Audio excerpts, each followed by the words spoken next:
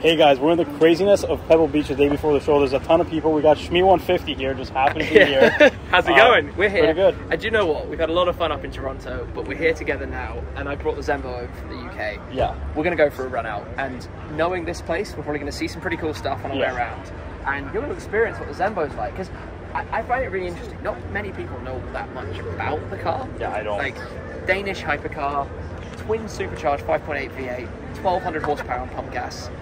Ridiculous looks. I mean, it looks like people don't know whether it's a McLaren or a Lamborghini, or like they can't work it out other than knowing that it's insane. I mean, look at the wing at the back. Come Let's go. Obviously, full carbon body. Like, I don't know if you've seen the weave, the design in here. Oh yeah, like in these the shapes. right here. It's crazy. And what's unique about this car is the centripetal wing.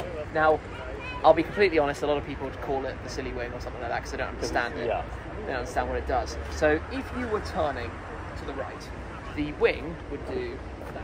Oh, you can actually manually do that. Hydraulics. I probably shouldn't have done that, but anyway. So that it has more downforce on that side to help tuck the car in. Now, the benefit of that is technically a cornering speed that's about 2% faster. If you're at the limit of a 1200 horsepower hypercar that you want 2% faster through the cornering speeds, you're a lot braver than I am. Yeah.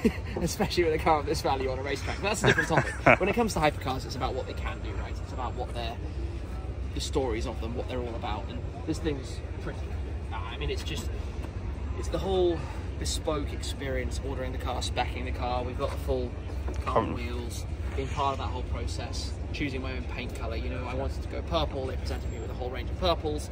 I then narrowed it down to one, presented me with a whole load more, then down to one, and then we chose exactly how much black ink, how much metallic paint to make the exact paint colour. And the same obviously for the lime green accents all around it as well. Inside, it's actually more GT-esque than you would imagine. Yeah. I went for the asymmetric pattern, so we've got the green to match the accents for the driver's side and the purple, as you'll see, for the passenger side of the cockpit as well. I'm sorry it's full of so much stuff. No problem. It's a road trip car. That's what it's meant to be. Like, we're out traveling, but flying into LAX, getting in here, literally flew in, landed, friend picked me up, we went round to the cargo terminal, got the keys to the car, drove it off the pallet and drove it to Beverly Hills. That's the best thing ever. It's like, what? Yeah. Like, I've done it a few times. I've had the full GT over here, I had my GT Black Series over here, and obviously, you know, the GT500 that I bought here. But when you drive your car on another continent, yeah, it's crazy. It's weird, it's bizarre. Anyway, there's a big Bugatti party going on. There are a lot of people around. Should we hop in and go for a drive? Let's go. Come in and we'll figure this out. So while he's taking some photos, I'm going to try to figure out the door. So there's a little silver button right here. I'm going to open it. Be careful on the GT500. This is the key. They call it Thor's hammer. Obviously Danish, Denmark. Pretty cool. You pop that in there. Wakes it up. Just give it a second for the fuel pumps, and then... That is actually crazy. I did not know that. It's really cool, isn't it? And you know what? This is something funny. This is literally an iPad. It's literally an iPad. It's not like a joke iPad screen. It's an iPad. But the beauty of it is, it means we've got Waze, we've got everything. Like, you can browse, it just works. And as easy a solution as that is, it's so good because it does just work. No boutique manufacturer can make a whole system. You don't need CarPlay because it's literally that. You sign have into your stuff and you literally have everything here. Yeah, so, right, let's pop this into gear. Let's figure out how to make our way out of here. Yeah. And it's going to be carnage, I'm sure. The turning radius is a little bit of a challenge. I can imagine. How wide are the tires? You know? They're not crazy. They're basically a Porsche fitment. Again, Zenvo did this in quite a clever way, just making it so that you can drive the car, you can use the car. And, you know, I love that kind of thing, because I like miles. It's cold, I just started it. But, yeah, we'll head out this way. Go for a little drive. I mean, we're in the heart of Pebble Beach right now. Yeah, it's a little bit busy, but once we get a little bit out of this town, we got some space to move. Yeah, we'll figure out where we're gonna go. Yeah. Love your car, SHMEE. Thank you. Just let's use the lift system. Yeah. It feels like the nose is pointed down to the ground, and I do not want to scrape my lovely carbon splitter. Yeah. Oh, sorry. Oh. Go, buggy, go. But I like that at least they give you a Zenvo background on your iPad here. Look at all the spotters. It is quite funny driving. I mean, obviously, I've done this for years, right? For years and years, I've been the guy like these guys. Standing here, actually, those are some friends from back home. I've been the guy that's running around here taking photos. Every car, there's a camera hanging out of every car. And people come dashing across. It's really cool. You know, it's such a community thing around here. The passion for this kind of stuff is completely crazy. Yeah. And it's just fun to be able to be part of it and bring something here that people don't know about, people haven't experienced. You know, people don't know Zenvo. Yeah, this is, I think, the first one I've ever seen. I mean, it's the only one in the entire continent of North America right now. Yeah. It's so crazy. And I guess did you see Aurora already? Yeah, I saw it as Quail, yeah. Yeah, Aurora is just... Yeah, wow. I don't really know what else to say about it. It's so phenomenal. Yeah. But yeah, we'll figure a way around here. Yeah. I think what probably surprises most people is that you can actually drive this fairly normally. Like yeah. You know, there's not like a lot of blind spots other than obviously the back, but you have like the screen here for the mirror. Not too rough or too uncomfortable. Yeah. No. The gearbox can get ferocious when you're on it. And you know, at the moment, I have to be completely honest. We are in an area where you cannot floor it. Yeah. But you can get a sense for the rawness of the engine and the pops and bangs and noises and everything that's going on with it. And how much the car really wants to go. When you have this much power and it's twin supercharged, when you get to the high end of the rev range, it's literally it's wild. It's really angry. It's a completely, untamed beast. A beast that needs taming. But we will go in this direction. Oh, that's Mercedes. No. That's actually the first time we kind of saw each other was right here. Yeah. You were standing in the corner. I was driving my GT4, which is the same spec as yours at the time. Absolutely. White with the gold wheels. Yeah. So now it's got white wheels. Okay, so earlier we talked about the car spotters on the side of the road. Yeah. And kind of how you started off like that. And to be honest, so did I. Now, I think I told you this as well when I first met you, but to me, like, not even just being here in this type of car with you, but in general knowing you is actually kind of crazy because, again, I'm a lot younger than you. I've been watching your videos since I was a kid, just like loving cars. What you're saying is I'm old.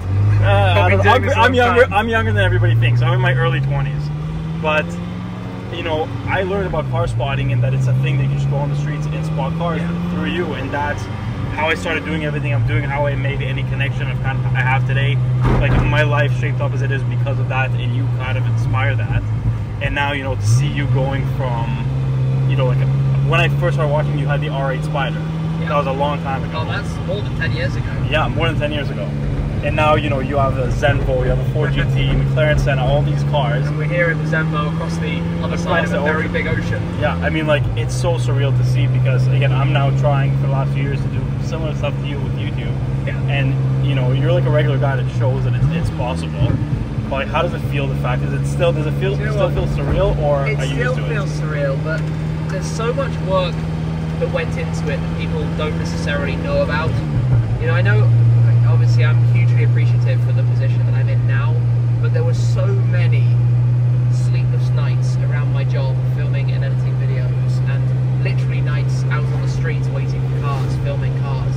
And I did it because I loved it, and I still love it, and that's what I think I find the coolest, is that if you do a job that you love, you never work a day in your life, right? Exactly. And for me, even now, while the glossy, glamorous side of it that you see in the videos is easy, it's just happened, like, you know, no work, let's say, is visible on the video, but in reality, you know, we just hopped into this car on a day when I filmed multiple videos, including new cars, and I had to learn scripts about them, right? I had to, not scripts, but I had to learn all the facts and figures and make sure I'm saying the right things, and I spent a lot of time researching and studying and just learning, because that's the information I can then provide in my videos, so my videos have a value. You know?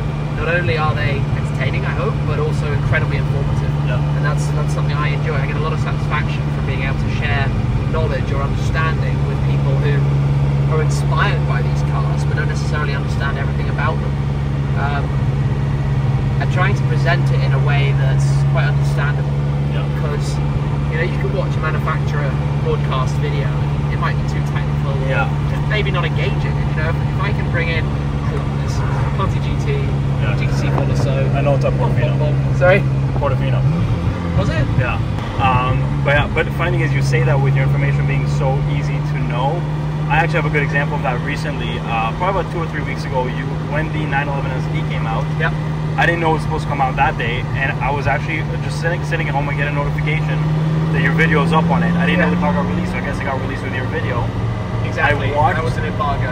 So I watched 10 minutes of your video, and I thought, you know, it's a good opportunity to go talk about this car, because, you know, I heard everything about the car before it came out. Yeah. So as soon as you released the video, I watched your video. Literally, as soon as I woke up, I saw it.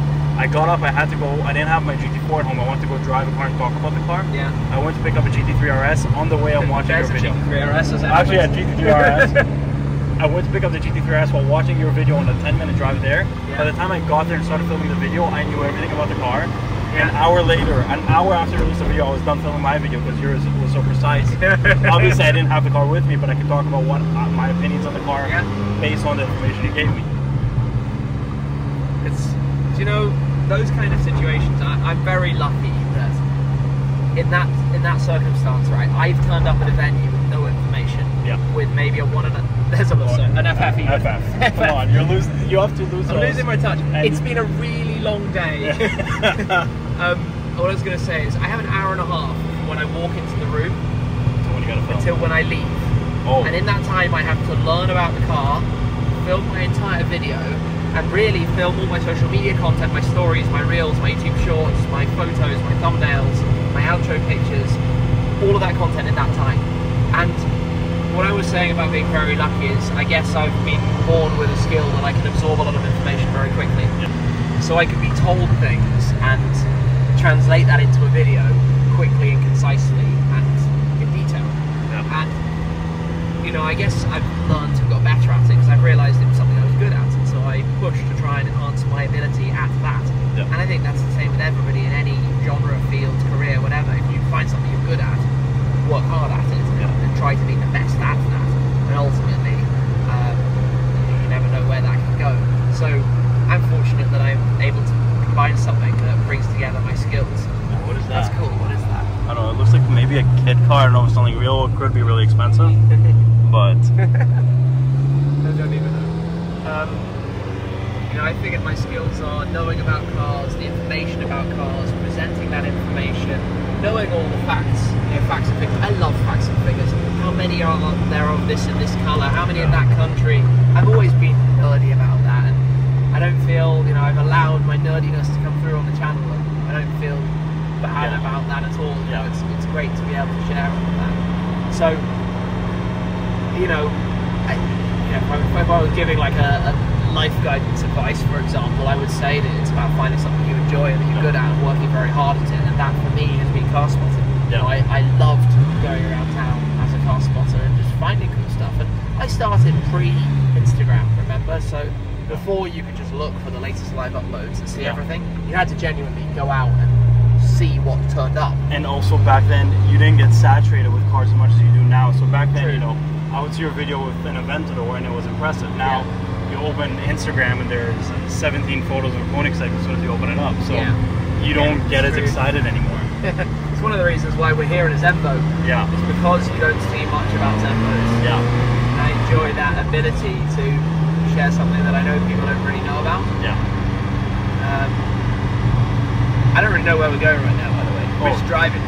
Well, if you want to go car spotting, we do a quick Spanish Bay. I was about to say, should we do that? Let's do that. Yeah. And obviously driving the Zenvo, I guess for two reasons why. One, because it's SHMEE150, and two, because it's a Zenvo.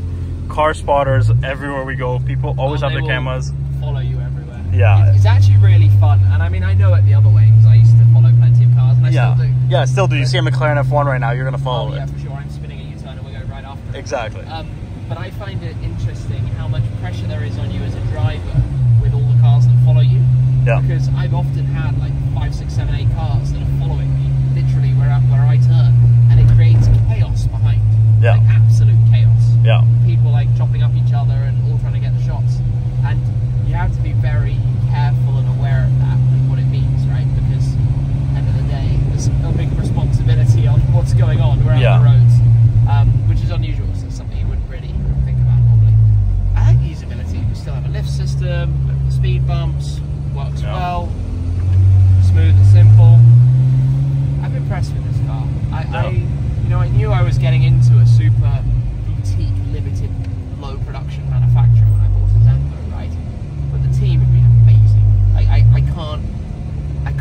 more complimentary of them in terms of how well they've looked after me, the car, the experience, and now the new car. Aurora is going to be so cool. It looked crazy and quail, but I gotta say, I think this one looks a little bit more aggressive in my opinion. I don't know if it's the aero or what it is. It's more car. Yeah, I get what you mean. So we're going to do a little... See, it actually looks a little bit light here today. It does, doesn't it? I don't know where the Bugattis went. Out at the moment. Yeah, Saturday night, I guess. Yeah. But here we have 600LT, GT4 RS, a 570S, F12, Huracan, Daytona. Rolls Royces are just like Civics here. What is this? SF90 Cavalcade. Oh, that's a very nice car. That's so far my favorite one here. F8, A12 GTS. This CUDA could be $1 million. I don't get these cars. Rolls Royce Phantom drop head. Urus, I think, Performante. But again, it's crazy that in a normal parking lot, this is a stacked parking lot. Here, it's like, oh, we're driving by and it's dead. I'm like, the one time we've come here. Yeah, there's been 4 Bugatti Super Sports here all week. And Valkyrie, Rimac, like crazy. Funny. And we go past and there's nothing. Yeah, nothing. What a world when an SF90 and whatever else is considered nothing. But welcome to Monterey Car Week. Well, yeah, welcome to Car Week, where you see a LaFerrari and if it's a little bit far away, you're like, whatever, it's okay. Yeah, exactly. So look at everybody just chasing. Everybody with their phones out. Roma, new GT3RS. Oh yeah. This is cool, this pair. Yeah, new matching specs. Porsche. And is that a 1M? No, it's not a 1M, right? Okay, thanks. That's not, it's not a 1M. Not a 1M, okay. It literally says on the back, not a 1M. Oh, does it? Okay. Yeah. How you doing? Drove past Spanish Bay. Yeah, like nobody here. We pulled in and everyone pulls in behind. You have to think about that, because if I stopped on the main road and there's nowhere for people to stop, all of a sudden it's carnage. Yeah, it's a traffic jam. Create a roadblock, not intentionally. Create a block. Okay, the GTR we saw a few times. Oh. 5, 6 cars? Yeah. I don't even know how many it is. I probably hear more going to pull in and... Yeah, watch what happens now. I'm sorry it's such a gentle ride in the car, but... No, no worries. You know, around here, can't exactly boot it everywhere, but yeah, crazy thing. And quite exciting to drive, isn't it? Yeah. Next time around we'll have to properly put the... Maybe I come to the UK and we'll take it out properly. Yeah, go have a full run. But you know what? How can we complain? Look at this. Yeah, look at the view, Beautiful. the Zenvo. What a day. And car spotting pretty much got both of us here. Car spotting from a hypercar. Yeah. Dude, it's been awesome. Great to see you. Look at how many cars showed up when we pulled in with the Zenvo. Like all the spotters everywhere. Crazy. Yeah, look at that. The second you pull in, just a crowd of people around the Zenvo, around SHMEE. Crazy that this all started from car spotting. I love it.